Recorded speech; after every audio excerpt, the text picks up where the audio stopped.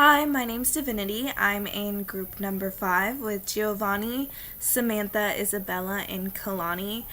And after reading the chapters, I found it very interesting because I did know the basics of it, but I feel like the chapters really broke down a lot and I really learned about everything, about how things were broken down and digested, a lot about protein and the different fats.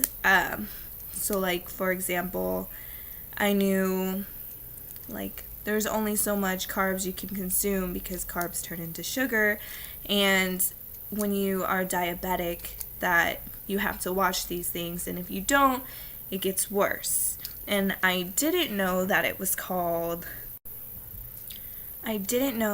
like, it can lead into hypoglycemia.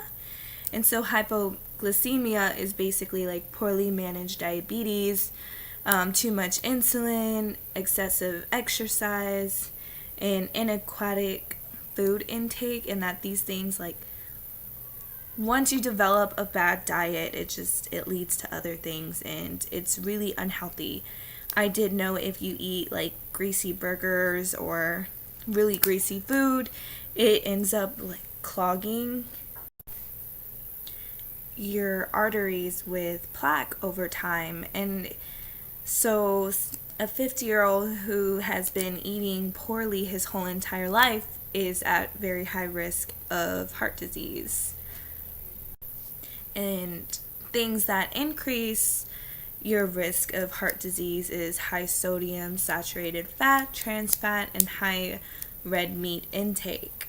I do know that red meat takes the longest to digest, and I learned a couple weeks ago from somebody that steak is actually doesn't digest at all, and it stays into your system for months to where it's basically rotting into your body.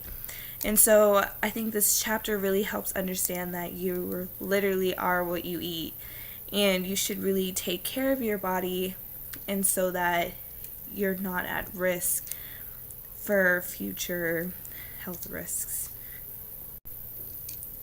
I also learned, I never really knew, I knew that there's different types of fats, and I was confused on which one's not as bad for you, and so I always thought it was between saturated and unsaturated fat, and I learned in this chapter that there's polyunsaturated fats and monounsaturated fats, and the poly and monounsaturated fats are the healthy ones that like lead you less into risk to like heart disease, and it's the saturated and trans saturated fat that does lead to heart risk.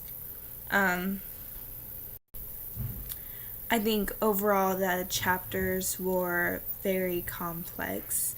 I think the main idea is what puts you at risk of future health diseases and the difference of like what's good for you and how to replace these things so that you can live a healthier life in the future. And I think this will help me with my career in the future because I feel like I'll be able to get a better understanding, like I'll know more about why you shouldn't eat it and why you should, and what leads to what diseases like high sodium and high blood pressure, and I think I'll get a better knowledge of everything. So I'm really excited.